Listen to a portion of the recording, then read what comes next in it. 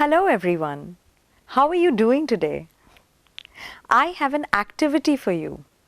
Please have a look at the slide and see if you can unjumble these two words. I'll give you a minute to do this.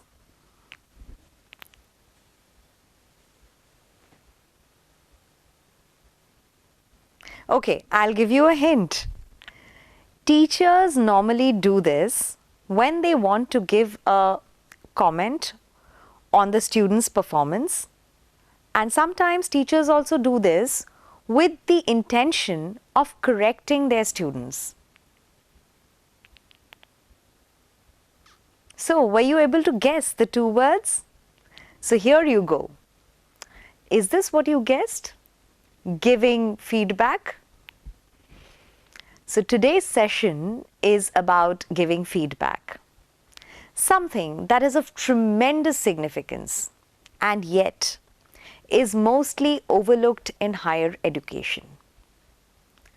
Today we are going to be looking at feedback, the importance of feedback, the nature of feedback, the relevance of feedback, and how feedback contributes to a constructive kind of teaching.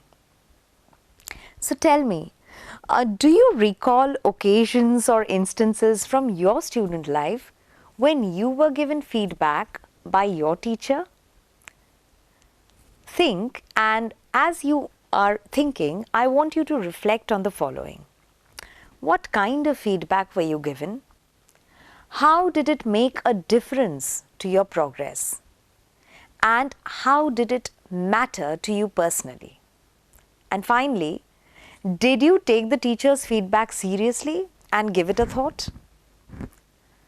Now, considering that we are teachers engaged with college or university students and not with school students, most of the time we engage in informal feedback.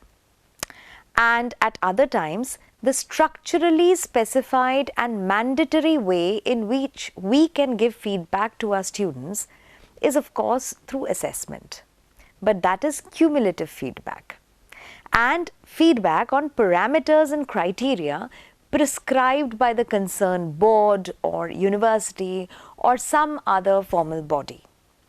So let us now stop to consider, do we give feedback to students on their classroom performance, their participation and the interaction they engage in? Is there a mechanism of consistent feedback, and is there a requirement of it? A mechanism of consistent feedback, if it needs to be introduced, has to be done at an organizational level and has to naturally take into consideration various logistical parameters which have to be viable. But I think I'm getting ahead of myself over here. So as of now, let's look at what feedback is and why we are discussing it in the first place. So let's look at what this word means. Let's break this word. Feedback, when broken into two, literally means feeding back. So basically, feedback is a kind of commentary on the learner's performance, on the learner's abilities, and ideally, a feedback should also have in it action points which will direct the student or guide the student in a particular way, pave the way for a future course of action. Again, if we go back to our school days and think of the kinds of feedback we grew up with, we might be able to recall very easily the very generic comments which we would get on the back of our report cards. Comments like, "Well done, keep it up," "Can do better," "Excellent work," "Needs improvement," and so on. Now, if we think carefully, we will realize that every one of those remarks is very generalized. They are general comments, and most of the time, there is a very high frequency or recurrence of these comments. A certain number of students will be given a certain kind of comment, and a certain group will be given another kind of comment. Now, this is not personalized feedback because it does not tell the student what they need to improve in. For instance, when it says needs improvement, Or for that matter, when the feedback says can do better, it can imply a possibility of improving in several areas. Or it can be just one possible area where the student needs to work on. So we grew up taking feedback in our stride, and I don't think we really pay any serious attention to it. And somewhere we know that at the end of the day, it is our performance in the exam and the scores we get that will matter the most, and what will decide our fate and future and the trajectory of our career.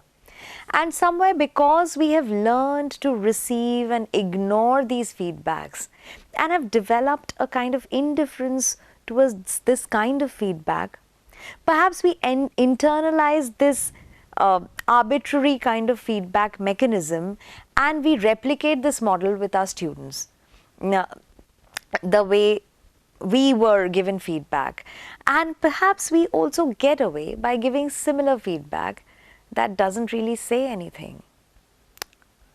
Though one important area which I can think of when I think of feedback, where feedback matters and where feedback perhaps is constructive, is when a candidate is doing their research. A candidate, as in a student, is doing their research.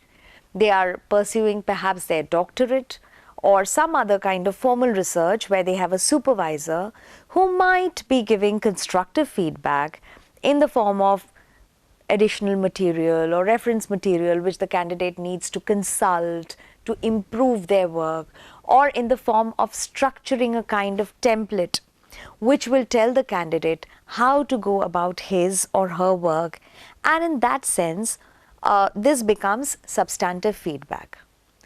But if we were to look at the kind of teaching which most of us are engaged in at the undergraduate and the postgraduate level, clearly we do not have a very serious feedback mechanism. And well, I think we ought to have one. Now let's give a thought to what feedback can actually do and how feedback needs to be framed, given, received and acted upon. So feedback needs to be very consciously, attentively and precisely constructed. The teacher needs to vary the feedback mechanism as also the objective, the intent of feedback. No activity or no teaching input can be complete without the feedback round. Let us now look at the meaning and definition of feedback, the importance of feedback, the possible focus and variations in focus in feedback, the different kinds of feedback, the purposes and timings of feedback, and also ways in which the teacher can give feedback to students so that it is constructive, action-oriented, and contributes to their development. Now again, I would like you to give a thought to the following questions. What are the different kinds of feedback that a teacher can give a student? When is a teacher supposed to give feedback to her students? What is the purpose of giving feedback? What should be the focus of feedback? So feedback can be written or verbal. It can be done formally or informally, depending on what the teacher is giving feedback on. As we have discussed, in higher education, we do not give a lot of priority to feedback. In fact, feedback remains a largely overlooked and underrated stage in any classroom. This happens primarily perhaps because we do not assign a lot of value to a learner's classroom performance, and nor do we give importance to the need for classroom participation.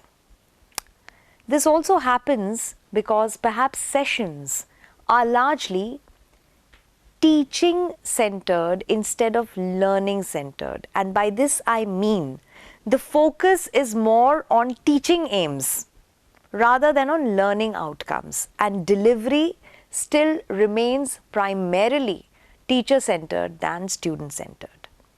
So clearly, there needs to be a shift in the perspective for feedback to become important and to acquire some kind of a prominence in a classroom.